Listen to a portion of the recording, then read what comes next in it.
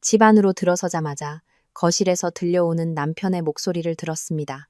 저희 아이를 가졌어요. 곧 아빠가 됩니다. 저는 복도에 그대로 멈춰섰습니다. 임신한 사람은 제가 아니었습니다.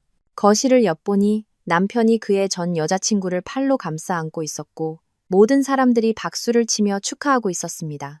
그 자리에 있던 모두가 알고 있었지만 저만 몰랐던 사실이었습니다. 하지만 이건 단순한 외도가 아니었습니다. 훨씬 더 끔찍한 일이었습니다. 그 후 몇 주 동안 제 인생 전체가 아주 세세하게 계획된 거짓말이었다는 사실을 알게 되었고, 그들은 자신들이 누구를 건드렸는지 전혀 모르고 있었습니다. 저는 평생을 알고 지낸 사람이라면 그 사람을 진정으로 아는 것이라고, 함께한 역사는 신뢰와 동의어이며 가족은 영원한 것이라고 믿곤 했습니다. 저는 그 모든 면에서 틀렸습니다. 제 이름은 아나리, 28살이고 서울에 있는 한 IT 기업의 프로젝트 매니저입니다. 겉으로 보기에 제 삶은 완벽해 보였습니다. 멋진 아파트, 안정적인 결혼 생활, 승승장구하는 커리어까지. 사람들은 저를 부러워하며 제가 모든 것을 가졌다고 생각했지만 제가 여기까지 오기 위해 어떤 일을 겪었는지는 아무도 몰랐습니다. 이 겉보기뿐인 안정을 위해 제가 어떤 대가를 치렀는지 말입니다. 제 인생은 작년 크리스마스 밤에 송두리째 바뀌었습니다. 바로 그때 제 눈을 가리고 있던 베일이 마침내 벗겨졌습니다. 배신은 몇 년 전부터 바로 제 코앞에 있었지만 저는 그저 보지 못했을 뿐입니다. 시간을 조금 되돌려 보겠습니다. 제가 어떻게 그 순간에 이르게 되었는지 여러분이 이해해 주셨으면 합니다. 저는 박준호라는 남자를 태어날 때부터 알았습니다. 저희 부모님과 준호의 부모님은 주말을 함께 보내고 휴가 때마다 같이 여행을 다니고 서로의 생일을 챙겨줄 만큼 막역한 사이였습니다. 저희 부모님은 준호에게 부모님 같은 존재셨고 준호의 부모님인 최미경 아주머니와 최철민 아저씨 역시 저를 친딸처럼 아껴주셨기에 저도 두 분을 이모, 삼촌처럼 따랐습니다. 그 우정은 수년에 걸쳐 쌓아온 결코 깨지지 않을 것처럼 보였습니다. 우리는 같은 동네에서 함께 자랐고 주말이면 고기를 구워 먹고 생일 파티를 하고 명절을 함께 보냈습니다. 준호는 제가 그 의미를 알기도 전부터 제 삶의 일부였습니다. 하지만 우리의 삶은 달랐습니다. 아주 많이 달랐습니다. 저희 부모님은 부유하셨습니다. 아버지는 성공한 사업가셨고 어머니는 유명한 건축가셨습니다. 저는 서울 최고의 사립학교를 다녔고 피아노, 발레, 프랑스어, 과외를 받았습니다. 방학이면 유럽으로 여행을 떠났고 강남의 고급 주택가에 있는 큰 집에서 살았습니다. 반면 준호는 공립학교를 다녔습니다. 그의 가족은 평범한 중산층 동네의 소박한 빌라에 살았습니다. 최철민 아저씨는 건축 자재 판매점의 관리자로 일하셨고 최미경 아주머니는 병원 원무과 직원이었습니다. 그들은 부족함 없이 살았지만 사치를 누릴 형편은 아니었습니다. 당시에는 이런 차이를 잘 이해하지 못했습니다. 우리는 그저 함께 노는 아이들이었을 뿐입니다. 하지만 지금 돌이켜보면 그 신호들을 볼 수 있습니다. 최미경 아주머니가 저희 어머니의 보석을 바라보던 눈빛, 최철민 아저씨가 저희 집과 차, 여행에 대해 항상 웃으며 농담처럼 던지던 말들, 그 속에는 무언가 씁쓸함이 묻어 있었지만 저는 너무 어려서 알아채지 못했습니다. 제가 16살 때 부모님은 교통사고로 돌아가셨습니다. 비가 내리던 10월의 밤이었습니다. 부모님은 지인의 생일 저녁 식사에 다녀오시는 길이었고 고속도로에서 한 트럭이 중심을 잃고 부모님의 차를 덮쳤습니다. 그 시절을 묘사할 단어가 제게 있다고 말하지는 않겠습니다. 없습니다. 12년이 지난 지금도 제 일부는 새벽이 시에 경찰이 초인종을 누르던 바로 그 순간에 멈춰 있습니다. 장례식이 끝난 후 최미경 아주머니와 최철민 아저씨는 저희 집으로 이사 오셨습니다. 제가 혼자 남지 않도록 저를 돌봐주기 위해서였습니다. 저는 미성년자였고 고아였으며 완전히 길을 잃은 상태였습니다. 그분들은 저를 거두어 주셨고 친절했으며 제가 언제나 기댈 수 있는 가족이 되어주겠다고 말씀하셨습니다. 그때는 그것이 저를 구원했다고 적어도 그렇게 생각했습니다. 그분들은 제가 만 19세가 될 때까지 부모님의 유산을 관리해 주셨습니다. 제가 법적 성인이 되었을 때 부모님이 남기신 재산이 상당하다는 것을 알게 되었습니다. 대출이 전혀 없는 아파트 4채와 우리가 살고 있던 집까지 부모님은 현명하게 투자하셨고 미래를 계획하셨습니다. 저와 함께하지 못할 미래를 말입니다. 최미경 아주머니와 최철민 아저씨는 모든 서류 작업을 도와주셨고 하나하나 상세히 설명해 주셨으며 제 질문에 인내심을 갖고 답해 주셨습니다. 제가 만 21세가 되어 법적으로 모든 것을 혼자 처리할 수 있게 되었을 때 그분들은 계속해서 저와 함께 이 집에 살아도 괜찮겠냐고 물으셨습니다. 계속 함께 사는 것이 모두에게 더 좋을 것이라고 말했습니다. 저는 2번 생각하지 않았습니다. 그분들은 제게 가족이나 다름없었습니다. 제 인생 최악의 시기에 저를 돌봐주신 분들이었습니다. 그분들이 머물게 해드리는 것은 제가 할 수 있는 최소한의 도리였습니다. 관대함, 감사함, 순진함. 이 3단어가 당시의 저를 완벽하게 정의합니다. 저와 준호는 제가 21살 때 연애를 시작했습니다. 자연스러운 일이었습니다. 모두가 예상했던 일이기도 했습니다. 너희는 정말 잘 어울려. 어릴 때부터 함께 자랐잖아. 운명 같아. 사람들은 그렇게 말했습니다. 그는 다정하고 자상했으며 저를 이해해 주는 것 같았습니다. 제 역사, 제 아픔, 제 두려움을 모두 알고 있다고 믿었습니다. 2년 후 우리는 결혼했습니다. 최미경 아주머니는 결혼 준비를 전부 도와주셨습니다. 우리는 함께 드레스를 골랐고 아주머니는 피팅 때마다 동행하며 꽃, 장식, 청첩장에 대한 의견을 주셨습니다. 내 엄마가 여기 있어서 이걸 함께 했다면 정말 좋아했을 텐데. 그녀는 눈물을 글썽이며 여러 번 말했습니다. 저는 그녀가 정말로 제 어머니를 그리워하며 사랑으로 그 자리를 채워주고 있다고 믿었습니다. 결혼식 날 제 손을 잡고 식장으로 이끌어주신 분은 최철민 아저씨였습니다. 그는 제 팔을 잡고 아버지 같은 미소로 저를 바라보며 말했습니다. 오늘 네 아버지가 널 봤다면 정말 자랑스러워했을 거다. 저는 울었습니다. 그것이 아름다운 가족의 사랑이라고 생각했고 저는 그 모든 것을 허락했습니다. 진정한 사랑이라고 믿었기 때문입니다. 준호와 저는 제가 상속받은 아파트 중 한 곳으로 이사했습니다. 준호는 처음부터 큰 집은 필요 없다며 함께 우리의 삶을 만들어가고 싶다고 했습니다. 일리 있는 말이었습니다. 저는 일에 몰두하며 경력에 집중하고 있었습니다. 그는 재택 트레이더로 일하기 시작했고 주식과 암호화폐에 투자했습니다. 적어도 저는 그가 그렇게 하고 있다고 생각했습니다. 나머지 3채의 아파트는 임대 중이었습니다. 준호가 모든 것을 관리하겠다고 자청했습니다. 당신은 이미 너무 바쁘잖아. 부동산 관리는 내가 할게. 당신은 당신 커리어에 집중하고 이쪽은 내가 맡을게. 공평한 거래처럼 보였습니다. 그는 매달 보고서를 보내왔고 수익을 재투자하여 우리의 자산을 불리고 있다고 말했습니다. 저는 한 번도 의심하지 않았고 완전히 신뢰했습니다. 제가 왜 의심했겠습니까? 그는 제 남편이었고 저와 함께 자랐습니다. 그의 부모님은 제게 이모, 삼촌 같은 분들이었고 제 집에 살고 계셨습니다. 우리는 한 가족이었습니다. 크리스마스를 2주 앞두고 준호가 서류 하나를 들고 집에 왔습니다. 그의 가족과 일하는 변호사가 준비한 위임장이었습니다. 그냥 일을 좀 더 편하게 하려는 거야, 자기야. 그는 언제나 저를 안심시키는 그 미소를 지으며 설명했습니다. 이게 있으면 당신이 회사에서 일할 때 귀찮게 하지 않고도 내가 임대 계약을 갱신하거나 은행 업무나 등기소 문제를 처리할 수 있어. 당신은 온전히 일에만 집중할 수 있는 거지. 저는 서류를 받아들고 빠르게 훑어보았습니다. 법률 용어는 항상 골치 아팠습니다. 나중에 시간 날 때 차분히 읽어볼게. 제가 답했습니다. 그의 얼굴에 무언가 스쳐 지나가는 것을 보았습니다. 아주 빠르고 거의 눈에 띄지 않을 정도였습니다. 턱이 살짝 굳어지고 눈빛이 미세하게 변했습니다. 하지만 그는 금세 다시 미소를 지었습니다. 물론이지. 문제없어. 시간 날 때 봐. 저는 위임장을 서재 서랍에 넣어두고 솔직히 말해 까맣게 잊어버렸습니다. 회사는 그야말로 전쟁터였습니다. 연말까지 마무리해야 할 큰 프로젝트가 있었고 저는 전체 팀을 조율하고 있었습니다. 회사 송년회는 12월 24일 저녁에 열렸습니다. 오후 6시에 시작했고 저는 준호와 밤 10시쯤 나와서 그의 부모님 댁, 즉 전통적인 가족 만찬이 열리는 곳으로 가기로 약속했습니다. 언제나 그랬습니다. 매년 크리스마스 이브가 되면 원래 제 부모님 소유였던 그 집은 준호 부모님의 친척들과 친구들, 제가 잘 알지도 못하는 사람들로 가득 찼습니다. 저는 항상 그곳에 갔고 항상 미소 지었고 저를 가족으로 받아주어 감사하다고 말했습니다. 여전히 그런 가족이 있다는 것이 행운이라고 믿었기 때문입니다. 그날 밤 회사 파티는 조금 지루했습니다. 반복되는 대화, 너무 시끄러운 음악, 새해 목표에 대해 떠드는 취객들. 밤 8시쯤 저는 일찍 자리를 뜨기로 결심했습니다. 준호를 놀라게 해주고 약속보다 일찍 도착해서 마지막 준비를 도울 생각이었습니다. 라디오에서 흘러나오는 캐럴을 들으며 집으로 차를 몰았습니다.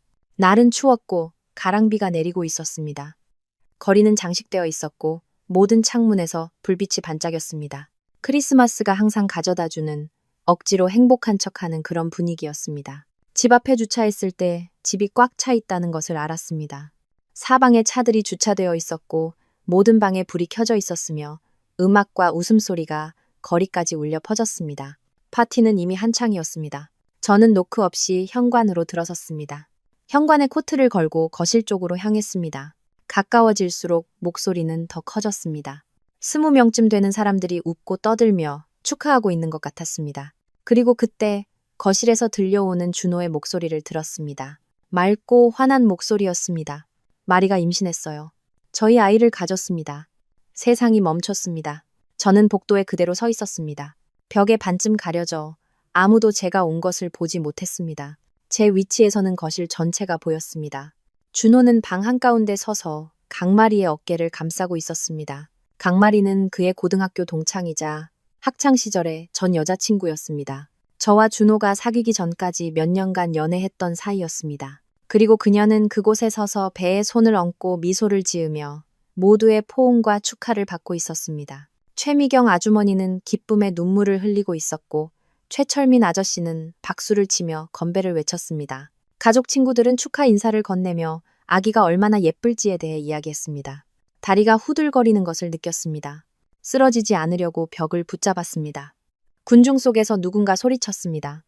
그런데 아리도 이미 알아? 뒤이은 침묵은 3초밖에 되지 않았지만 영원처럼 느껴졌습니다. 준호는 어색하게 웃으며 말했습니다. 아직 그 전에 해결해야 할 일이 좀 있어서. 서류 문제 같은 거. 하지만 적당한 때에 말할 거야. 그러니까 아리가 도착하면 아무도 말하면 안 돼. 모두가 웃었습니다. 심장이 미친 듯이 뛰었습니다. 서류? 그가 말한 서류가 위임장을 뜻하는 걸까? 거실에는 이해한다는 듯한 웅성거림이 퍼졌습니다. 몇몇 사람들은 의미심장한 눈빛을 교환했습니다. 최미경 아주머니는 그 전략을 승인한다는 듯 고개를 끄덕였습니다. 최철민 아저씨는 잔을 들었습니다. 미래를 위하여 모두가 건배했습니다. 그 순간 모든 것이 이해되기 시작했습니다. 그들의 반응, 그 눈빛들, 그 의미심장한 침묵, 그곳에 있던 모두가 제가 모르는 무언가를 알고 있었습니다. 비밀이 있었고 음모가 있었습니다. 그리고 위임장은 그 계획의 마지막 조각이었습니다. 속이 뒤집혔습니다. 그럴 리가 없었습니다. 제가 잘못 들은 게 틀림없었습니다. 하지만 최미경 아주머니, 저를 친딸처럼 아껴주시던 그분이 크고 또렷하게 말했습니다. 드디어 내 아들. 수년간의 노력 끝에 우리가 마땅히 받아야 할 것을 되찾게 되는구나. 그리고 저는 모든 것을 이해했습니다. 모든 미소, 모든 다정한 행동, 모든 위로의 말들이 전부 거짓말이었습니다. 수년간 지속된 거대하고 정교한 거짓말. 그것은 사랑이 아니었습니다. 결코 사랑이 아니었습니다. 그것은 사기였습니다. 저는 뒤돌아서서 코트를 집어들고 들어왔을 때처럼 조용히 집을 나섰습니다. 아무도 저를 보지 못했고 아무도 눈치채지 못했습니다. 차에 올라 문을 닫자 그제야 모든 상황이 온전히 와닿았습니다. 울기 시작했습니다. 영화에나 나올 법한 멜로드라마 같은 울음이 아니었습니다. 가슴과 목을 태우는 조용하고 고통스러운 울음이었습니다. 방금 목격한 일을 소화하려고 애쓰는 동안 눈물은 멈추지 않고 흘러내렸습니다. 제 결혼은 거짓말이었습니다. 남편에게는 임신한 애인이 있었습니다. 저를 돌봐주신 최미경 아주머니와 최철민 아저씨는 제 유산을 빼돌릴 계획에 가담하고 있었습니다. 그리고 그 방에 있던 모든 사람들이, 정말 모든 사람들이 그 사실을 알고 동조하고 있었습니다. 저는 자동조종 모드로 아파트로 돌아왔습니다. 길도, 신호등에 멈춘 기억도 나지 않습니다. 그저 울면서 운전하고 울면서 운전했던 기억뿐입니다. 집에 도착해서는 눈물을 닦고 세수를 하고 거울을 보았습니다. 거울 속의 사람이 낯설게 느껴졌습니다. 더 작고 더 연약하고 길을 잃은 모습이었습니다. 휴대폰이 울렸습니다. 준호에게서 온 문자였습니다. 어디냐고 묻는 내용이었습니다. 심호흡을 하고 답장했습니다. 회사 파티에 그냥 남기로 했어. 생각보다 재밌네. 그가 답했습니다. 알았어. 재밌게 놀아. 그럼 우리 2주 뒤에 보겠네. 내일 아침 일찍 캐나다로 여행 가니까. 물론 연례 여행이었습니다. 우리가 결혼한 이후로 그의 가족은 크리스마스 때 캐나다에 있는 친척들을 방문하고 1월 첫째 주까지 머물렀습니다. 그들은 연말이 항상 회사에서 프로젝트 마감과 보고서로 바쁜 시기라는 것을 알고 있었습니다. 그리고 매년 그들이 여행하는 동안 저는 남았습니다. 한 번도 의문을 제기하지 않았습니다. 그들만의 시간이었으니까요. 저는 간단히 답했습니다. 응, 여행 잘 다녀와. 그는 메리 크리스마스, 사랑해라는 메시지와 함께 하트 이모티콘을 보냈습니다. 저는 답장하지 않았습니다. 그냥 휴대폰 화면을 잠그고 던져버렸습니다. 어두운 거실 소파에 앉아 분노가 차오르는 것을 느꼈습니다. 그 순간 깨달은 것이 있었습니다. 울음은 끝났다는 것을. 더 이상 아픔, 슬픔, 눈물을 위한 공간은 없었습니다. 오직 전략을 위한 공간만이 남아 있었습니다. 그들은 제가 바보인 줄 알았습니다. 제가 영원히 고아 소녀로 남아 가족이 생긴 것에 감사하며 영원히 신뢰하고 어떤 서류든 서명하고 아무것도 의심하지 않을 것이라고 생각했습니다. 그들은 틀렸습니다. 저는 성장했고 프로젝트 매니저가 되었습니다. 계획하고 조직하고 문제를 예측하고 해결책을 만드는데 능숙했기 때문입니다. 저는 팀을 이끌고 예산을 관리하며 매일 어려운 결정을 내렸습니다. 그리고 그 순간 어두운 거실에 앉아 저는 제 인생에서 가장 중요한 결정을 내렸습니다. 그들이 게임을 원한다면 기꺼이 해주겠다고. 하지만 이번에는 제 규칙대로 할 것이라고. 저는 밤을 꼴딱 새웠습니다. 잠들지 않고 계획을 세웠습니다. 먼저 제가 아는 모든 것을 머릿속으로 정리했습니다. 준호는 강말이라는 전 여자친구와 바람을 피우고 있었다. 마리는 임신 중이었다. 그의 가족과 친구들 모두가 이 사실을 알고 지지했다. 위임장은 제 재산을 그의 가족에게 넘기려는 계획의 마지막 단계였다. 저는 아직 아무것도 서명하지 않았다. 마지막 항목이 결정적이었습니다. 저는 여전히 모든 것에 대한 통제권을 가지고 있었습니다. 저는 여전히 제 부동산과 계좌의 주인이었습니다. 준호는 어떤 법적 권한도 없었습니다. 제가 그 서류에 서명하지 않는 한 그는 아무것도 할 수 없었습니다. 저는 크리스마스 내내 계획을 세우고 모든 세부 사항과 제가 취해야 할 모든 움직임을 생각했습니다. 머릿속으로 목록을 만들고 전략을 짜고 문제들을 예상했습니다. 이것이 제가 프로젝트 매니저로 일하는 방식이었고 이 문제도 그렇게 처리할 것이었습니다. 다음 날 12월 26일 저는 모든 것을 실행에 옮길 것이었습니다. 해가 떴을 때 저는 이미 제 첫걸음이 무엇일지 정확히 알고 있었습니다. 오전 9시 저는 부모님의 일을 처리해 주셨던 변호사님께 전화를 걸었습니다. 그는 언제나 제게 무슨 일이든 필요하면 찾아오라고 말씀하셨습니다. 윤명수 변호사님, 저 안재성, 김은혜 씨 딸 나나리입니다. 드릴 말씀이 있는데 아주 긴급한 일입니다. 그는 제 목소리에서 무언가를 감지했는지 아무것도 묻지 않고 그냥 말했습니다. 사무실로 오세요. 저는 샤워를 하고 옷을 입고 부동산 관련 서류와 준호가 줬던 위임장을 모두 챙겨 그곳으로 갔습니다. 윤 변호사님의 사무실은 시내 중심가의 오래된 붉은 벽돌 건물에 있었습니다. 어릴 때부터 아버지와 함께 오르내리던 계단이었습니다. 오래된 종이와 진한 커피 냄새가 나는 곳이었습니다. 그는 저를 포옹으로 맞이했습니다. 70대 초반의 노신사로 머리카락은 완전히 휘었고 돋보기 안경이 목에 걸려 있었습니다. 그는 20년 이상 저희 아버지의 변호사였습니다. 앉아요, 아리양. 무슨 일인지 말해봐요. 그리고 저는 모든 것을 털어놓았습니다.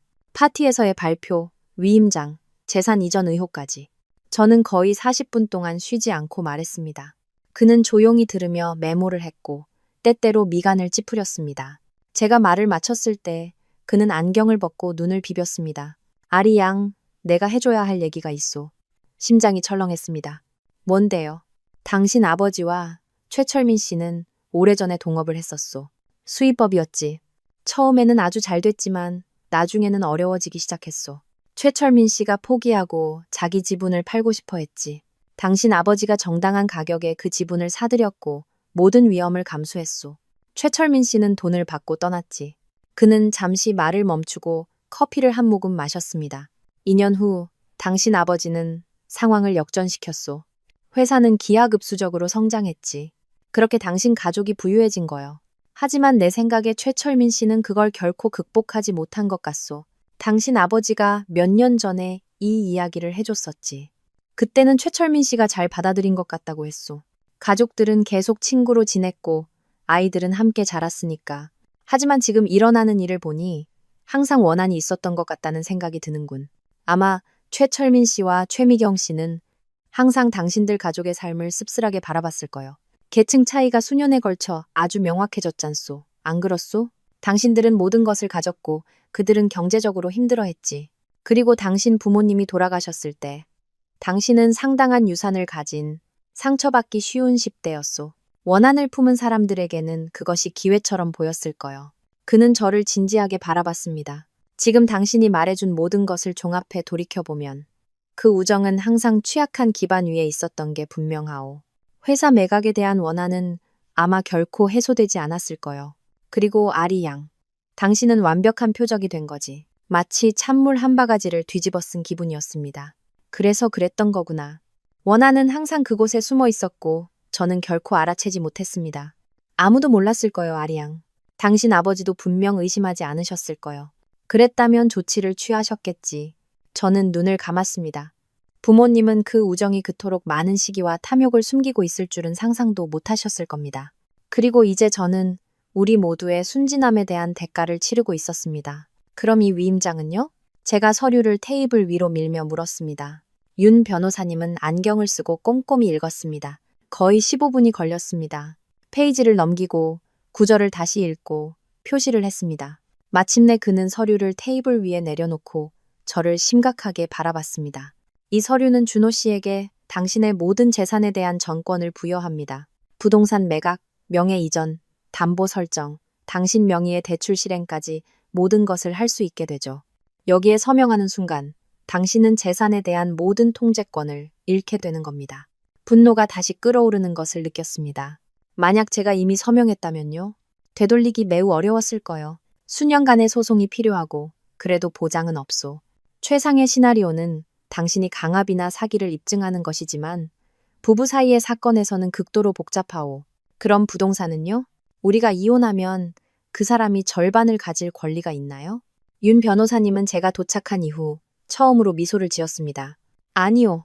당신이 상속받은 모든 것은 분할 대상이 아니오. 법에 따라 결혼 전이나 결혼 중에 받은 상속 재산은 재산 분할에 포함되지 않소. 만약 당신이 오늘 이혼한다면 준호 씨는 한 푼도 가져가지 못하오. 당신이 자발적으로 재산을 그의 이름으로 이전하지 않는 한 말이오. 그래서 위임장이 필요했던 거군요. 제가 중얼거렸습니다. 정확하오. 그것이 그들이 원하는 것을 합법적으로 얻을 수 있는 유일한 방법이었습니다. 저는 가져온 서류 가방을 열고 모든 임대 계약서를 테이블 위에 올려놓았습니다. 변호사님께서 이것 좀 검토해 주셨으면 해요. 준호가 몇 년간 제 부동산을 관리해왔어요.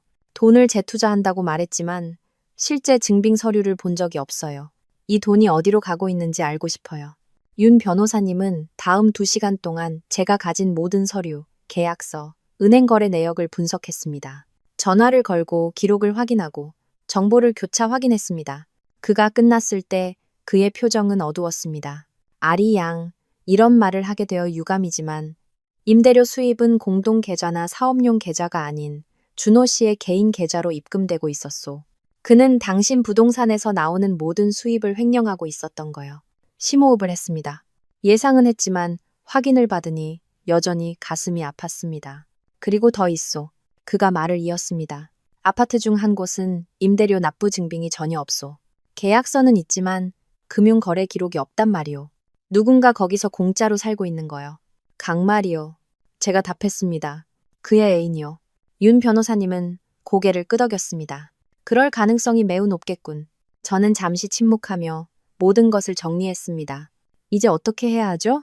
첫째, 이 위임장에는 절대 어떤 경우에도 서명하면 안 돼요. 둘째, 당신 부동산에 대한 통제권을 되찾아야 하오. 셋째, 정말로 끝까지 가고 싶다면 사립탐정을 고용해서 그 돈이 어디로 갔는지 추적할 수 있어. 탐정을 고용하겠어요. 모든 것을 문서화하고 증거를 확보하고 그들에게서 벗어나고 싶어요. 그는 미소를 지었습니다. 슬픈 미소였지만 자부심이 살짝 엿보였습니다. 당신 아버지가 당신이 성장한 모습을 보면 아주 자랑스러워했을 거요. 그 후 며칠 동안 저는 빠르고 조용하게 움직였습니다. 윤 변호사님의 지시에 따라 신뢰할 수 있는 부동산 중개업체를 고용하여 제 부동산 관리를 맡겼습니다. 계약서에 서명하고 준호가 원했던 포괄적인 위임장과는 매우 다른 구체적이고 제한된 권한을 부여했습니다. 그리고 모든 세입자에게 즉시 통보하라고 지시했습니다. 1월부터 모든 임대료는 부동산 중개업체에 직접 지불해야 하며 새로운 계약서가 발급될 것이라고. 일주일 내에 서명하지 않으면 명도 소송 절차에 들어갈 것이라고 말입니다.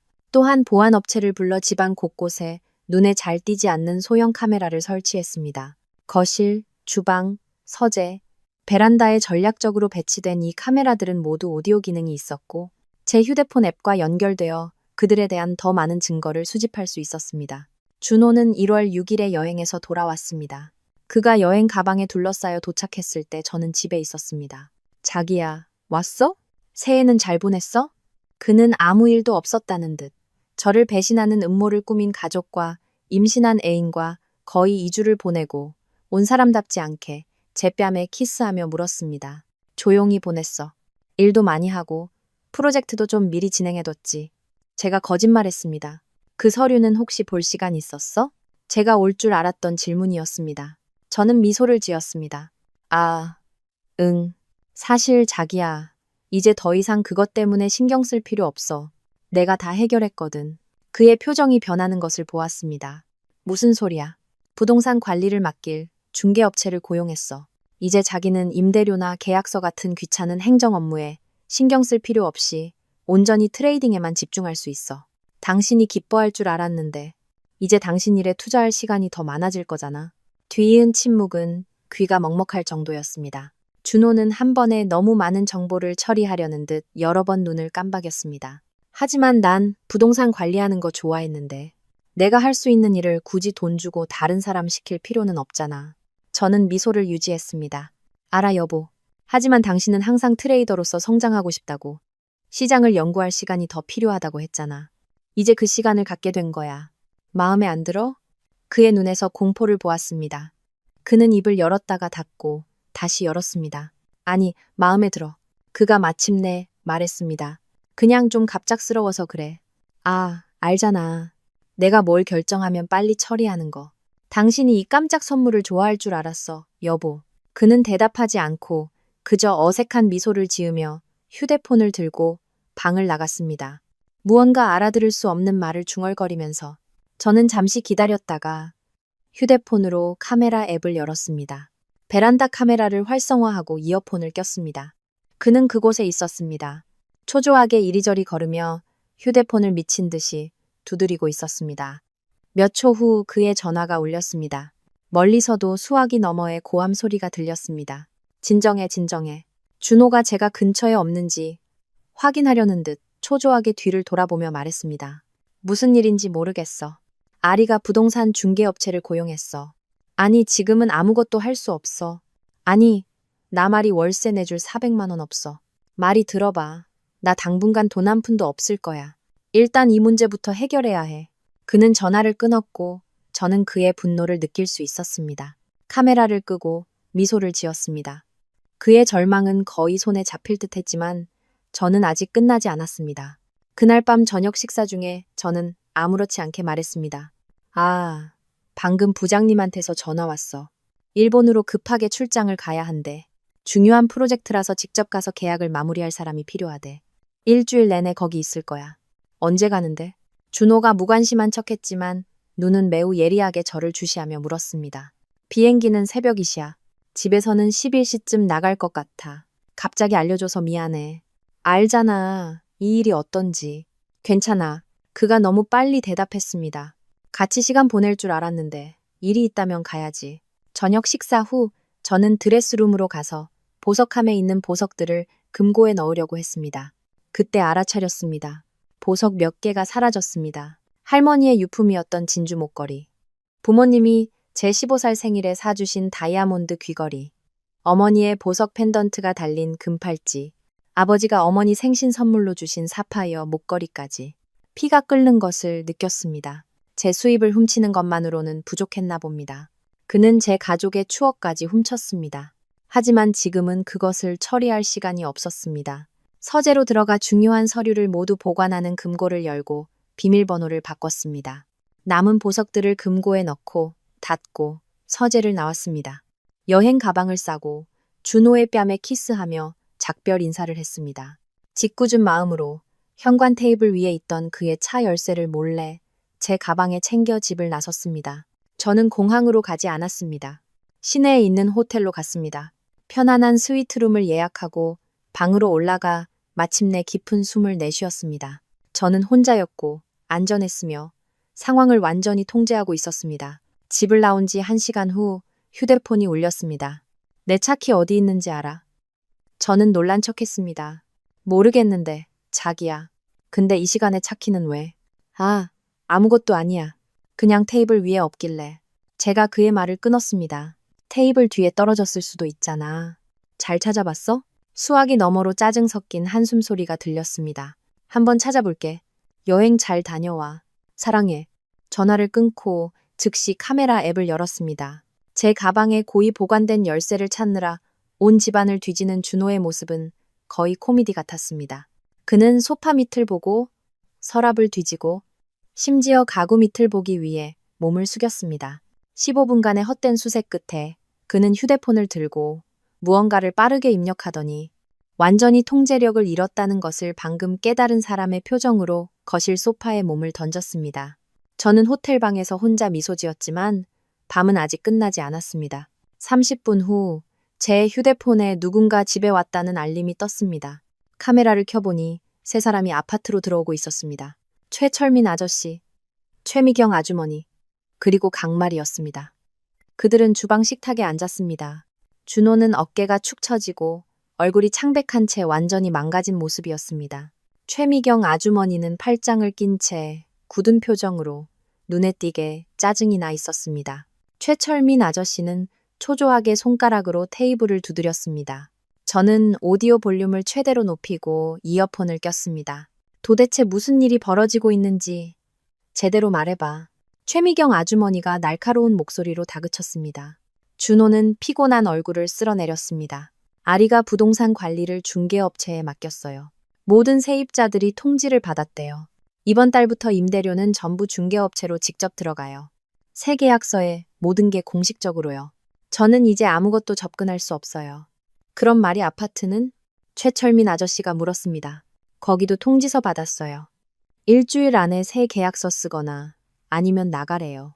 마리는 보호하듯 배에 손을 얹었습니다. 준호 씨, 나 월세 낼 돈 없어요. 알잖아요. 알아. 준호가 패배한 목소리로 답했습니다. 일단은 우리 부모님 댁에서 지내야 할 것 같아. 내가 이 상황을 해결할 때까지. 어떻게 해결하게? 최철민 아저씨가 거의 뱉어내듯 말했습니다. 넌 모든 통제권을 잃었어. 수년간의 계획, 수년간 저 애를 돌봐왔는데 마지막 순간에 다 놓쳐버렸다고. 제가 놓친 게 아니에요. 준호가 목소리를 높여 반박했습니다. 갑자기 걔가 똑똑해진 거예요. 결혼 5년 동안 한 번도 의심한 적 없다가 갑자기 중개업체를 고용하다니요. 네가 그 멍청한 위임장으로 너무 서둘렀기 때문이지. 최미경 아주머니가 그를 손가락으로 가리키며 말했습니다. 더 기다렸어야 했어. 걔 신뢰를 더 얻었어야지. 신뢰를 더요? 저는 걔가 태어날 때부터 알았어요. 그게 충분한 신뢰가 아니라면 뭐가 신뢰인지 모르겠네요. 분명히 아니었나 보군. 최철민 아저씨가 중얼거렸습니다. 긴장된 침묵이 흘렀습니다. 마리는 불안하게 목에 걸린 목걸이. 제 사파이어 목걸이를 만지작거리며 펜던트를 손가락 사이로 문질렀습니다. 이제 어떡해요? 그녀가 작은 목소리로 물었습니다. 준호는 한숨을 쉬었습니다. 아리가 위임장에 서명하도록 설득해 볼 거야. 그게 이 상황을 되돌릴 유일한 방법이야. 위임장만 있으면 중개업체와의 계약을 취소하고 통제권을 되찾을 수 있어. 하지만 뭐라고 말해서 서명하게 할 건데? 최철민 아저씨가 물었습니다. 모르겠어요. 아리가 일본에서 돌아오면 얘기해봐야죠. 최미경 아주머니는 몸을 앞으로 숙여 테이블에 손을 얹었습니다. 준호, 내가 하는 말 잘 들어.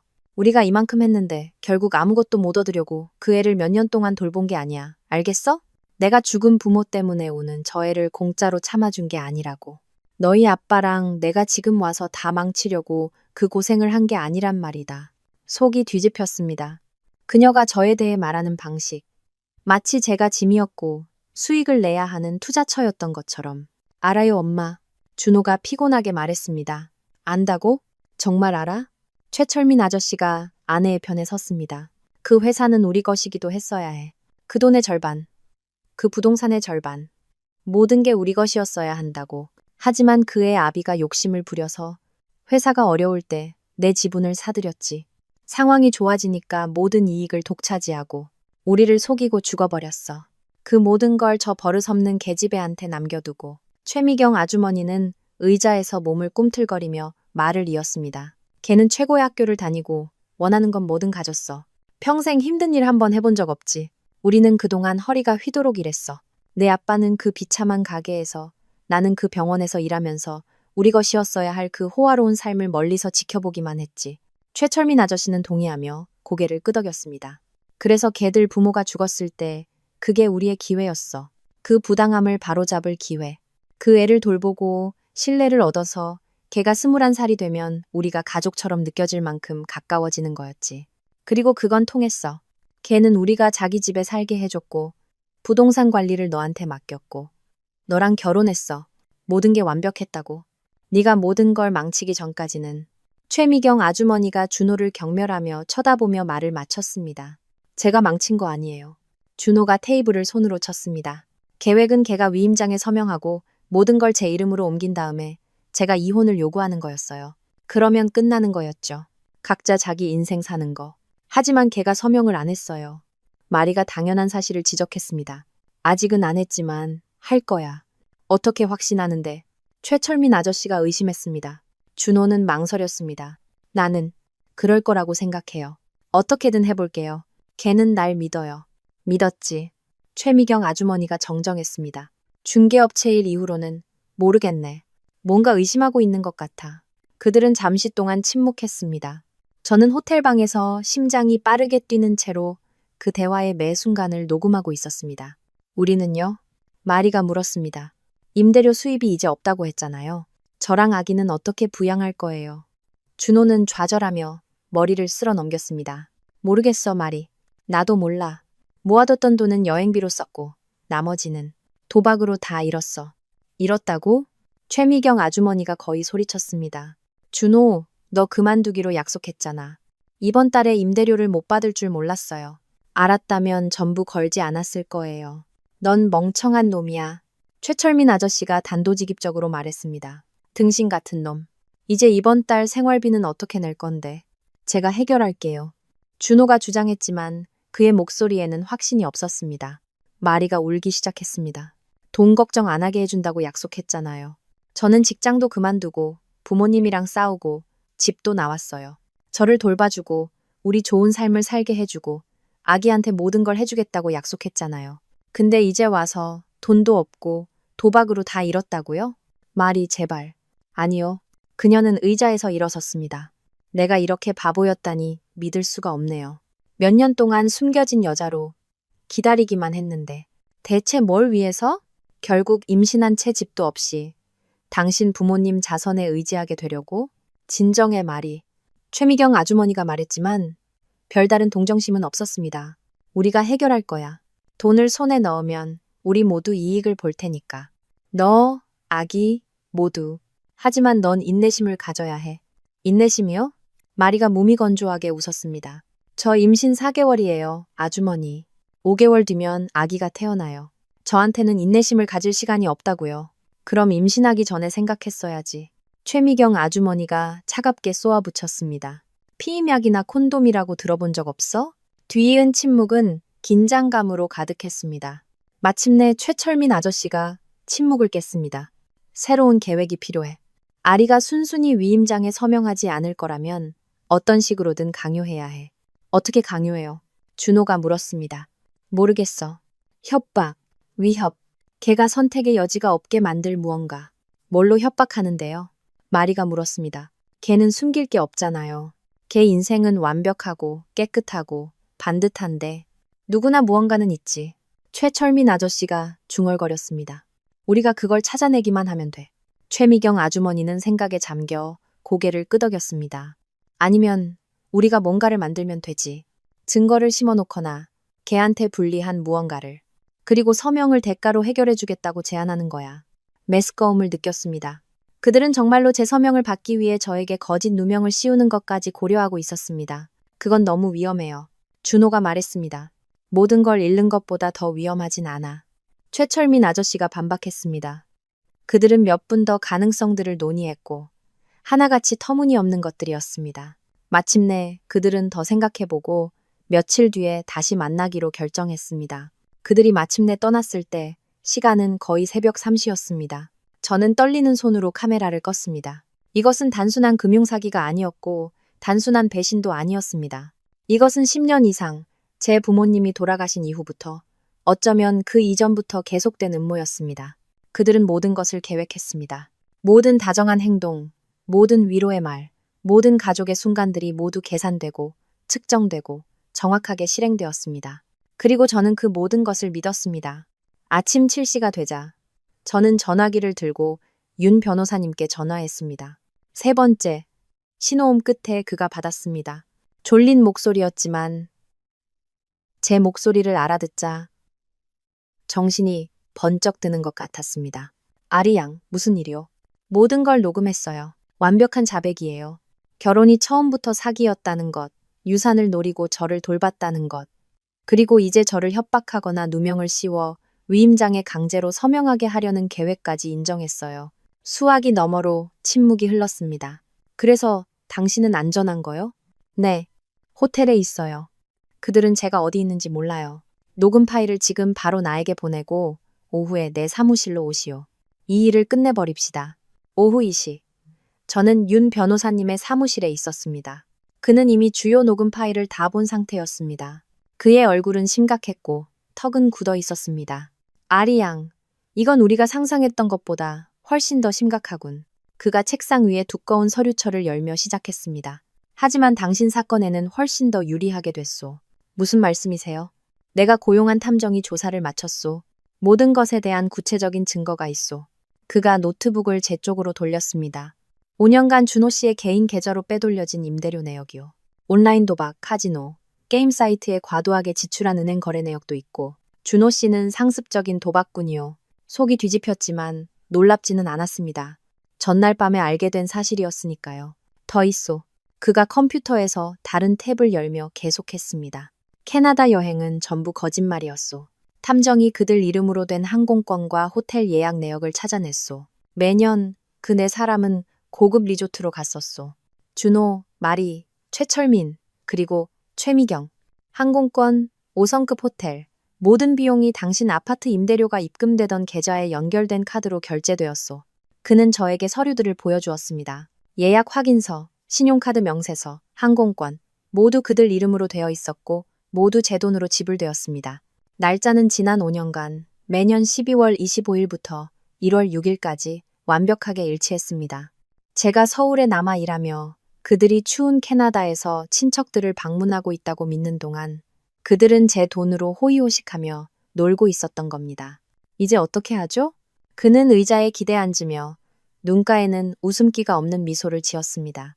이제 법적으로 그들을 파멸시키는 거요.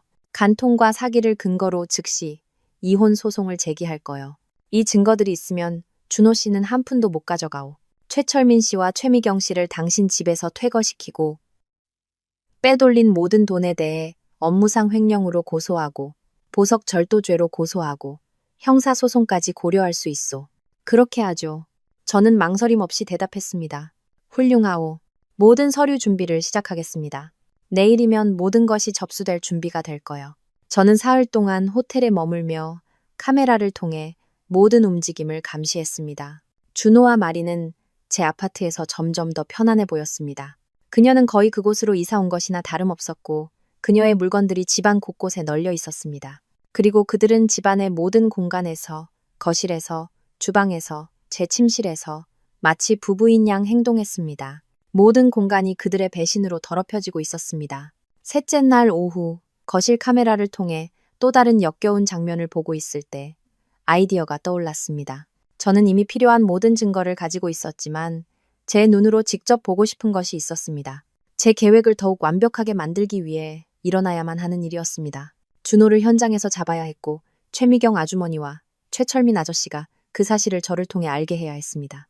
저는 적절한 순간을 기다렸습니다. 휴대폰 화면에서 준호와 마리가 거실 소파에 자리를 잡고 와인을 마시며 그의 휴대폰을 보고 웃는 모습을 보았습니다. 그들은 세상 걱정 하나 없는 듯 완전히 편안해 보였습니다.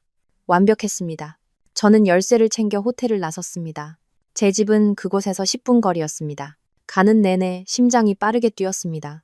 긴장 때문이 아니라 분노와 예상되는 만족감이 기묘하게 뒤섞인 감정 때문이었습니다. 건물 주차장에 차를 세우고 엘리베이터를 타고 복도를 걸어 제 집 문 앞에 섰습니다. 심호흡을 하고 휴대폰을 슬쩍 보며 타이밍이 맞는지 확인하고 문을 열었습니다. 제가 마주한 장면은 정확히 제가 예상했던 것이었지만 화면을 통해 보는 것과 직접 보는 것은 달랐습니다. 준호와 마리는 소파에 있었습니다. 그녀는 제 실크 잠옷 중 하나를 입고 그의 무릎에 앉아 있었습니다. 그들은 키스하고 있었고 그의 손은 마치 수년간 해온 것처럼 익숙하게 그녀의 몸을 어루만지고 있었습니다. 문이 열리는 소리에 그들은 즉시 떨어졌습니다. 준호는 고개를 돌렸고 얼굴이 하얗게 질렸습니다. 말 그대로 백지장이 되었습니다. 2초 만에 그의 얼굴에서 핏기가 싹 가셨습니다. 아, 아리. 그가 소리치며 마리를 옆으로 밀치고 벌떡 일어섰습니다. 일본. 너 여기 있으면 안 되는데. 마리는 담요를 끌어당겨 몸을 가렸고 눈은 공포로 커져 있었습니다. 저는 문가에 서서 그 둘을 지켜보았습니다. 아무 말도 하지 않고 그저 지켜보았습니다. 아리 제발. 내가 설명할게. 준호가 제 쪽으로 걸어오며 말을 시작했습니다. 이건 보이는 것과 달라.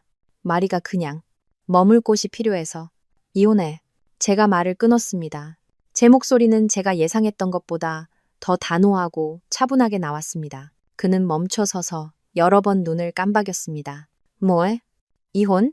우리 아파트에서 내 전 여자친구랑 바람 피웠잖아. 이혼하자고. 그의 눈에서 공포가 더 계산적인 무언가로 바뀌는 것을 보았습니다. 그는 생각하고 상황을 처리하며 빠져나갈 길을 찾고 있었습니다. 아리, 우리 차분하게 얘기 좀 하자. 그가 전략을 바꿔 더 부드러운 목소리로 시작했습니다. 화난 거 알아, 이해해. 하지만 대화할 건 없어. 너희들 지금 당장 내 아파트에서 나가. 마리가 여전히 담요를 붙잡은 채 일어섰습니다. 정말 미안해. 닥쳐. 저는 그녀를 쳐다보지도 않고 말했습니다. 넌 나한테 사과할 필요 없어. 넌 나한테 아무 빚도 없어. 그냥 내 집에서 나가. 준호가 한 걸음 앞으로 다가왔고 저는 처음으로 그의 눈에서 위험한 기운을 보았습니다. 그가 항상 잘 숨겨왔던 오만함이었습니다. 너 외도 증명 못할 걸. 그가 낮지만 단호한 목소리로 말했습니다. 그리고 설령 증명하더라도 넌 나한테 위자료를 줘야 하고 이 아파트를 포함해서 네 재산의 절반도 줘야 할 거야. 이혼 잘해봐, 아리. 저는 미소를 지었습니다. 어쩔 수 없었습니다. 작지만 진심 어린 미소였습니다. 두고 보지 뭐. 저는 간단히 대답하고 돌아섰습니다. 복도에서 준호가 저를 부르는 소리가 들렸지만 뒤돌아보지 않았습니다. 엘리베이터에 탔고 문이 닫히자 마침내 미소가 커지는 것을 허락했습니다. 그는 정말로 제가 증거가 없다고, 그 순간 우연히 발견했다고, 상속재산은 분할 대상이 아니라는 것도 모를 만큼 제가 바보라고 생각했던 겁니다. 차로 돌아와 휴대폰을 들고 최미경 아주머니의 번호를 눌렀습니다. 그녀는 두 번째 신호음 끝에 명랑한 목소리로 받았습니다. 아리야 얘, 일본은 어떠니? 저는 마치 우는 것처럼 목소리를 떨리게 했습니다. 아주머니, 저 일찍 돌아왔는데 준호 씨가 다른 여자랑 있는 걸 봤어요. 수화기 너머로 침묵이 흘렀습니다. 뭐라고? 그녀가 마침내 말했고 그 톤으로 보아 놀란 것은 진심인 것 같았습니다. 어떻게? 어디서? 우리 아파트에서요. 저는 목소리에 담을 수 있는 모든 고통을 담아 대답했습니다. 그 여자가 거기 있었어요. 같이 있었고, 그리고 임신했대요. 아주머니. 세상에. 최미경 아주머니가 중얼거렸습니다. 그녀가 깊은 숨을 내쉬는 소리를 들었습니다. 어떻게 해야 할지 모르겠어요. 저는 목소리가 갈라지게 내버려두며 계속했습니다. 어떻게 저한테 이럴 수가 있죠? 아리야, 얘, 너 지금 어디 있니? 최미경 아주머니가 물었습니다. 그녀의 목소리에는 무언가가 있었습니다. 걱정일까? 아니면 계산일까? 차 안에 있어요. 건물 주차장이요. 그 아파트에는 못 돌아가겠어요. 지금은요. 이리 오렴. 우리 집으로 와. 와서 얘기하고 해결하자. 저는 바로 대답하지 않았습니다. 변호사님께 전화해야겠어요. 이혼 소송할 거예요. 아리야, 그렇게 극단적으로 할 필요는 없어. 일단 와서 얘기하자. 어쩌면. 그 사람이 바람 피웠어요, 아주머니. 저는 단호하게 말을 끊었습니다. 우리 아파트에서요. 대화로 해결될 일이 아니에요. 내 말이 맞다. 그녀가 잠시 후 말했습니다. 내 말이 다 맞아. 나한테 맡겨. 내가 그 애랑 얘기할게. 그 녀석 나한테 혼쭐이 날 거야. 저는 전화를 끊고 다시 미소 지었습니다. 이제 쇼가 시작되기를 기다리기만 하면 되었습니다. 1분도 채 걸리지 않았습니다. 카메라 앱을 통해 준호의 휴대폰이 울리는 것을 보았습니다. 그는 화면을 보고 얼굴이 더욱 창백해졌습니다. 엄마야. 그가 집안에 흩어진 자기 물건을 챙기고 있던 마리에게 말했습니다. 그는 전화를 받았고 즉시 전화기를 귀에서 뗐습니다. 카메라를 통해서도 최미경 아주머니가 소리치는 것을 들을 수 있었습니다. 너 바보야? 아니면 바보인 척하는 거야? 준호가 대답하려 했지만 그녀는 그를 내버려 두지 않았습니다. 어떻게 아리한테 말이랑 같이 있는 걸 아파트에서 들키게 할 수가 있어? 넌 5초도 윗머리로 생각을 못하니? 엄마. 진정해요. 제가 설명할 수 있어요. 설명. 뭘 설명해? 몇 년이야, 준호. 몇 년간의 계획이라고. 몇 년 동안 저 애를 돌보고 신뢰를 얻고 벽돌 하나하나 쌓아 올렸는데 네가 바지 속에 고추 하나 간수 못해서 모든 걸 망쳐? 저는 최미경 아주머니가 그렇게 소리치는 것을 들어본 적이 없었습니다. 교양 있고 온화한 여성의 가면이 완전히 벗겨졌습니다. 제가 해결할게요. 준호가 말하려 했지만 그의 목소리는 약했습니다. 해결? 어떻게 해결할 건데? 걔 이혼 소송할 거야. 이미 이혼하겠다고 했어. 걔 증거 없어. 간통 증명 못할 거야. 내 임신한 애인이랑 같이 있는 걸 아파트에서 들켰다고. 이 멍청아. 이보다 더 확실한 증거가 어디 있어? 최철민 아저씨의 목소리가 들렸습니다. 최미경 아주머니가 스피커폰으로 전환했는지 그의 목소리가 선명하게 들렸습니다. 넌 등신이야. 최철민 아저씨가 최미경 아주머니의 고함보다 더 무서운 차가운 침착함으로 말했습니다. 완전하고 절대적인 등신. 우리는 널 믿었어. 너한테 단 하나의 임무를 줬지. 걔랑 결혼해서 신뢰를 얻고 위임장에 서명하게 만들라고. 근데 넌 그것조차 해내지 못했어. 노력했어요. 걔가 서명 안 하려고 했단 말이에요. 하지만 제가 이혼은 막을 거예요. 준호가 주장했지만 그의 목소리에는 절망이 묻어 있었습니다. 이제 걔랑 얘기할 거예요. 사과하고 제가. 어떻게? 최철민 아저씨가 여전히 그 무서운 침착함으로 물었습니다. 방금 바람 피우는 걸 들킨 여자한테 어떻게 이혼을 막을 건데? 무슨 논리가 있어? 침묵. 그럴 줄 알았어. 최철민 아저씨가 계속했습니다. 넌 아무것도 없어. 내 탓에 우리 다 잃었어. 아직 잃은 거 아니에요. 준호가 확신 없이 반박했습니다. 이혼할 때 재산 절반은 줘야 할 거예요. 바람 피웠어도 재산은 분할하니까. 최미경 아주머니가 쓴웃음을 지었습니다. 넌 정말 멍청하구나. 그 부동산들은 상속재산이라 분할 대상이 아니야. 걔는 이혼하고 넌 한 푼도 못 받고 쫓겨나서 부양해야 할 임신한 애인만 남게 될 거야. 축하한다, 준호. 네가 모든 걸 망쳐놨어. 저는 준호가 소파에 무겁게 주저앉는 것을 보았습니다. 전화기는 아직 귀에 대고 있었고 얼굴은 두 손에 파묻혀 있었습니다. 여기 좀 와주실 수 있어요? 그가 작은 목소리로 물었습니다. 뭔가 해야 해요. 계획이 필요해요. 아니, 최미경 아주머니가 퉁명스럽게 말했습니다. 네가 혼자 싼똥이야. 이제 네가 혼자 치워. 난 이제 지쳤어, 준호. 너한테도 지쳤고 이 모든 상황에도 지쳤어. 그리고 그녀는 전화를 끊었습니다. 준호는 거의 5분 동안 전화기를 멍하니 바라보며 앉아 있었습니다. 마리가 다가가려 했지만 그는 그녀를 밀쳐냈습니다. 너 가야 해. 그가 말했습니다. 뭐라고요? 가, 마리. 지금 당장. 그리고 다시는 오지 마. 하지만 준호 씨, 저 갈 데 없어요. 이제 내 문제 아니야. 그가 소리치며 일어섰습니다. 내 부모님 집으로 가. 어디든 가고 싶은 대로 가. 근데 여기서 나가. 저는 마리가 울기 시작하며 서둘러 자기 물건을 챙겨 거의 뛰다시피 아파트를 나가는 것을 보았습니다. 준호는 거실에 혼자 남아 이리저리 걸었습니다. 휴대폰을 들고 무언가를 입력했다가 지우고 다시 입력했습니다. 저에게 메시지를 보내고 있었습니다. 제 휴대폰에 알림이 도착하는 것을 보았습니다. 아리 제발 내가 설명하게 해줘. 실수였어. 순간의 약점이었어. 외로웠어. 네가 너무 오래 없었잖아. 사랑해. 항상 사랑했어. 우리 해결할 수 있어, 제발. 저는 답장 없이 모두 삭제했습니다.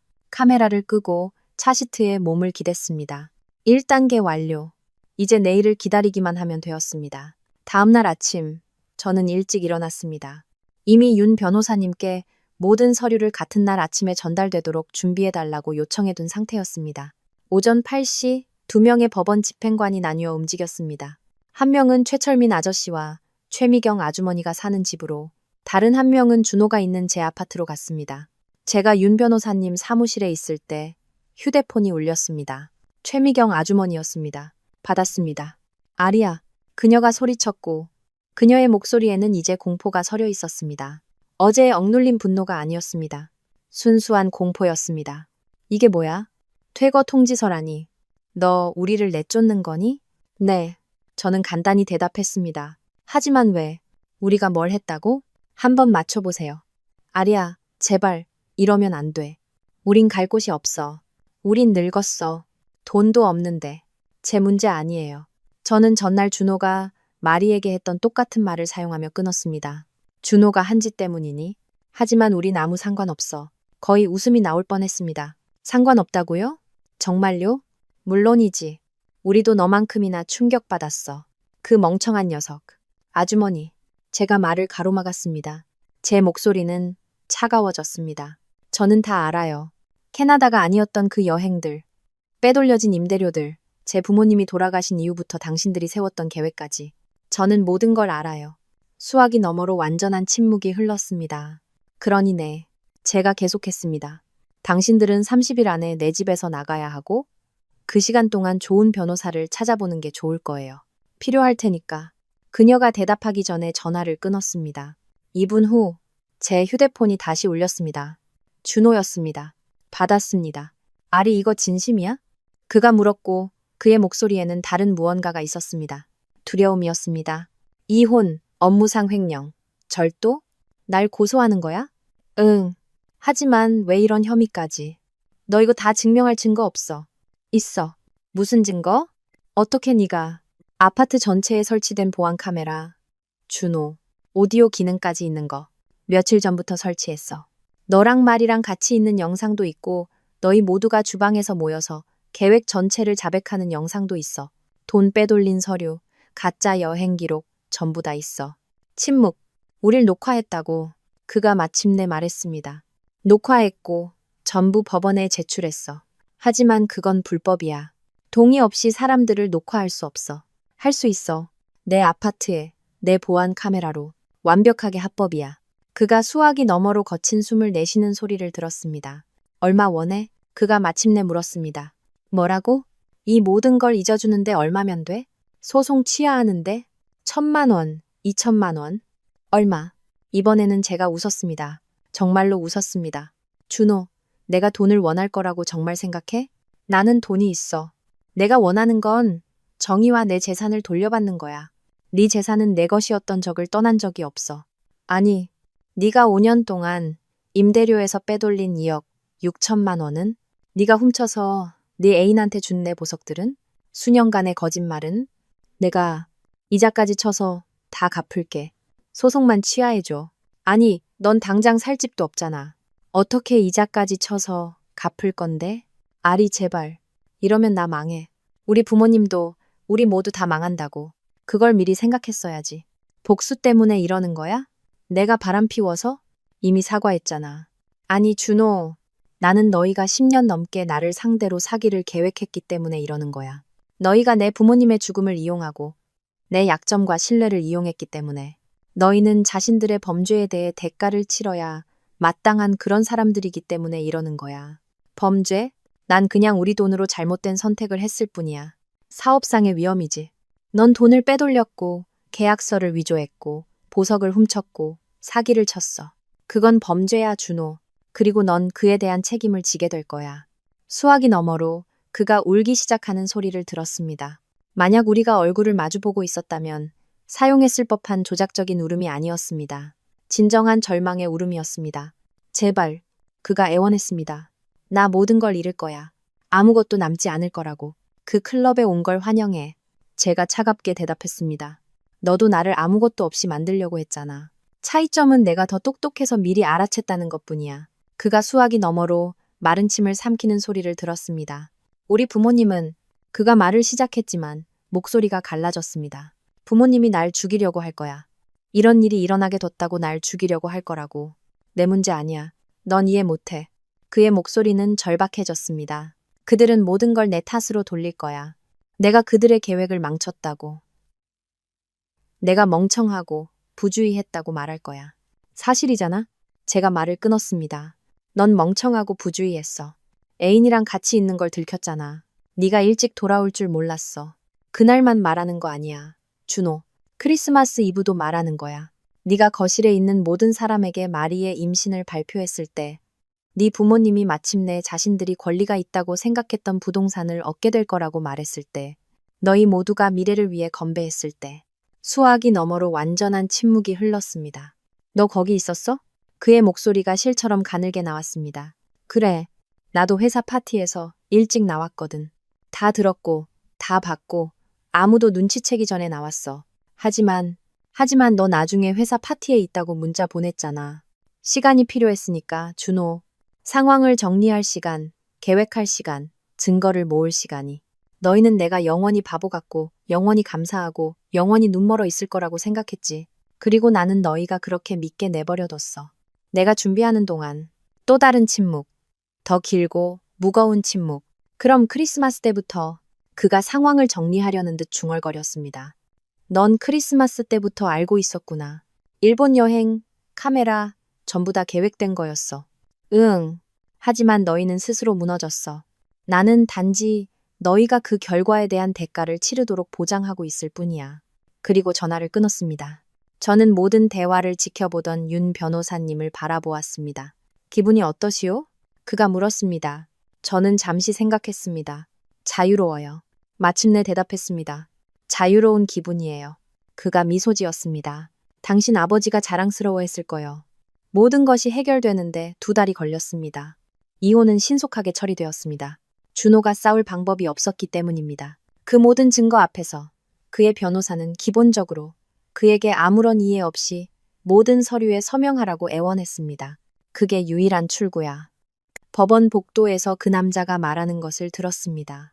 저는 준호가 서류에 서명하는 것을 보았습니다. 그의 손이 너무 심하게 떨려서 펜이 거의 떨어질 뻔했습니다. 그는 한 번도 제 눈을 마주치지 못했습니다.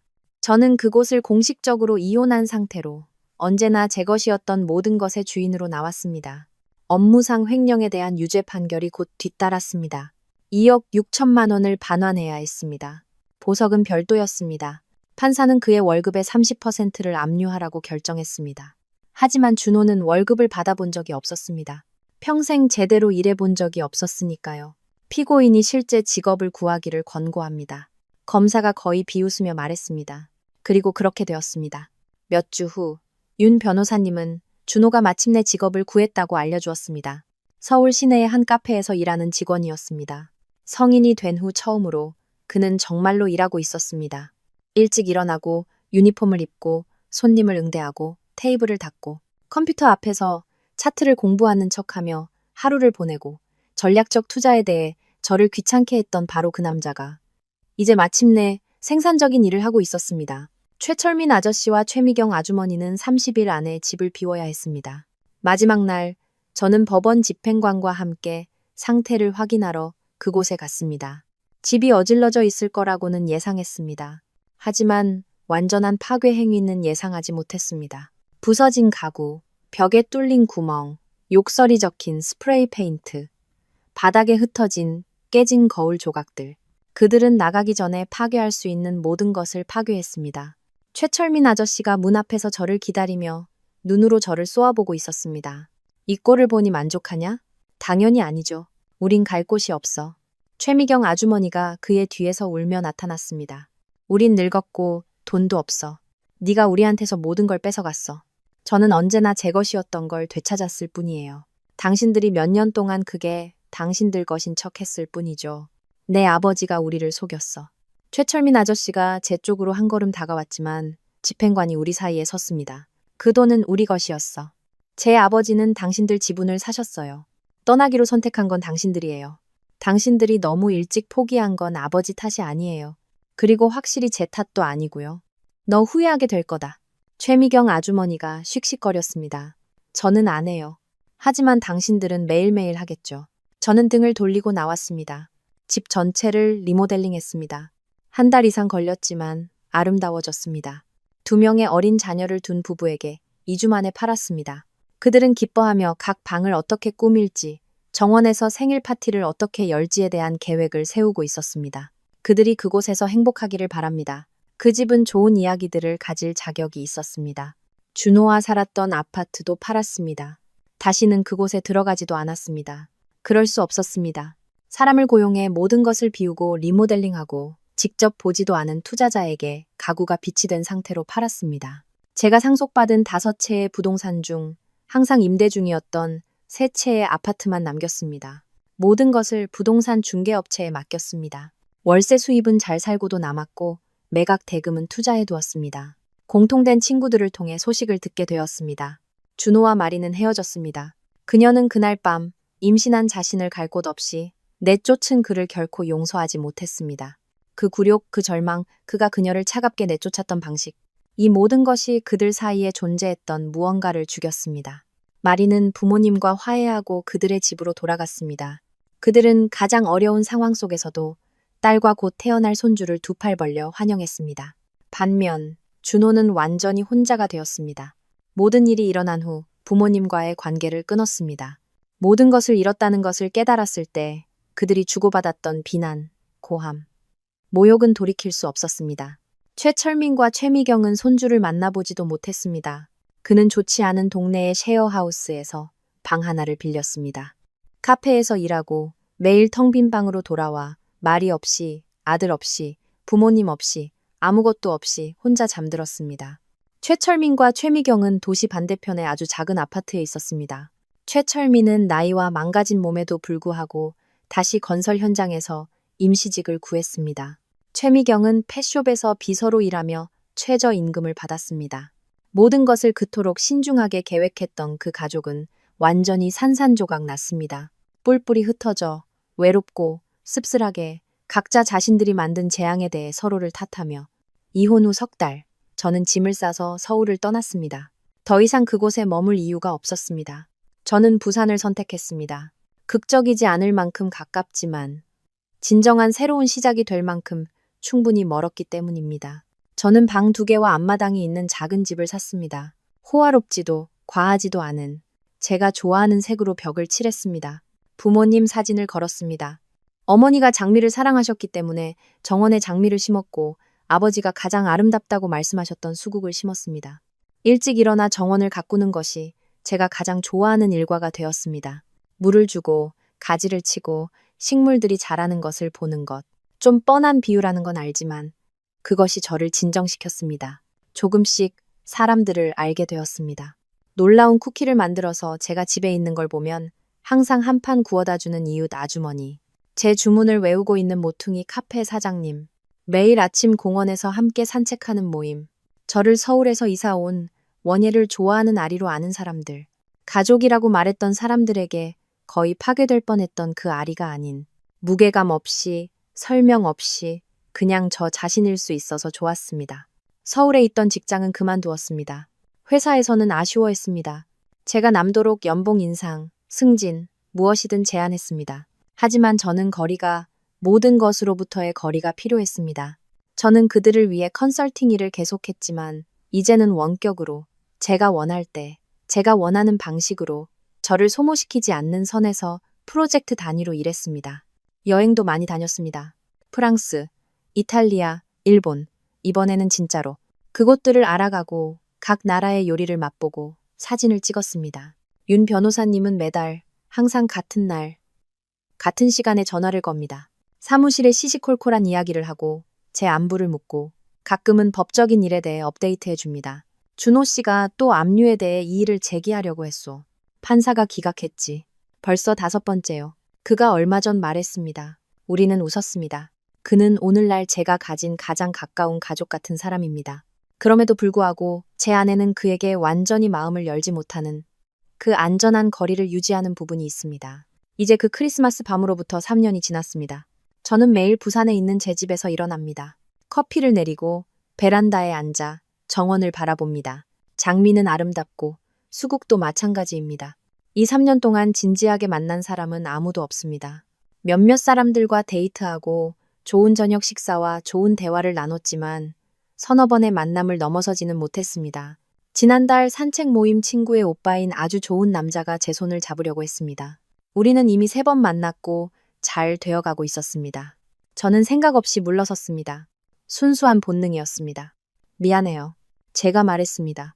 아직 준비가 안 됐어요. 그는 매우 이해심이 많았습니다. 부담 갖지 마요. 아리 씨 속도에 맞출게요. 2주 후 그는 저에게 전화하는 것을 멈췄습니다. 그를 탓하지 않습니다. 아무도 어쩌면 결코 준비되지 않을 사람을 기다리고 싶어 하지 않으니까요. 그리고 아시나요? 어쩌면 저는 정말로 결코 준비되지 않을지도 모릅니다. 왜냐하면 당신이 몇 년 동안 가족이 있다고 믿고 눈을 감고 신뢰하다가 모든 것이 첫날부터 거대한 거짓말이었다는 것을 발견하면 당신 안에 무언가가 깨져버리기 때문입니다. 이제 저는 모든 사람을 약간 삐딱하게 바라봅니다.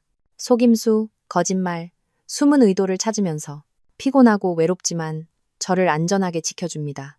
가끔 이것이 저 자신에게 제 길을 스쳐 지나가는 사람들에게 공정한 일인지 궁금해집니다. 이 트라우마를 모든 사람에 대한 갑옷처럼 짊어지는 것이 말입니다. 하지만 그때 저는 기억합니다. 맹목적으로 신뢰했던 것, 결코 의심하지 않았던 것, 그리고 그 대가로 거의 치를 뻔했던 것을. 그러면 저는 생각합니다. 괜찮아, 외로울지는 몰라도 안전하잖아. 그리고 모든 것을 겪고 난 후 안전은 그 무엇보다 가치가 있습니다. 제가 배운 것은 혼자 있다는 것이 텅 비어 있다는 것을 의미하지는 않는다는 것입니다. 저는 다른 것들로 저를 채웁니다. 베란다에서 읽는 책들, 제가 하는 여행들, 제가 가꾸는 정원, 제가 좋아하는 방식으로 꾸미는 집, 비록 항상 그 조심스러운 거리를 두지만 제가 곁에 두기로 선택한 친구들. 오늘 아침 정원 나무에서 지저귀는 새소리를 들으며 베란다에서 커피를 마시다가 한 가지를 깨달았습니다. 저는 행복합니다. 제가 어렸을 때 상상했던 방식은 아닙니다. 남편도 아이도 그 마가린 광고 같은 삶도 없이. 하지만 저는 제 방식대로, 제 시간 안에서, 제 조건에 따라 행복합니다. 어쩌면 언젠가 다시 누군가를 신뢰할지도 모르고 아닐지도 모릅니다. 그리고 그날이 오지 않더라도 괜찮습니다. 왜냐하면 제 부모님이 저에게 남겨주신 진정한 유산은 돈이나 부동산이 아니라 항상 다시 일어서는 능력이었기 때문입니다. 아무리 여러 번 넘어져도, 그리고 이것은 누구도 저에게서 빼앗아갈 수 없습니다. 저는 커피를 마치고 꽃을 바라보고 산들바람을 느끼며 미소 짓습니다. 왜냐하면 오늘 저는 계속 나아가기로 선택했기 때문입니다. 그리고 그것으로 충분합니다.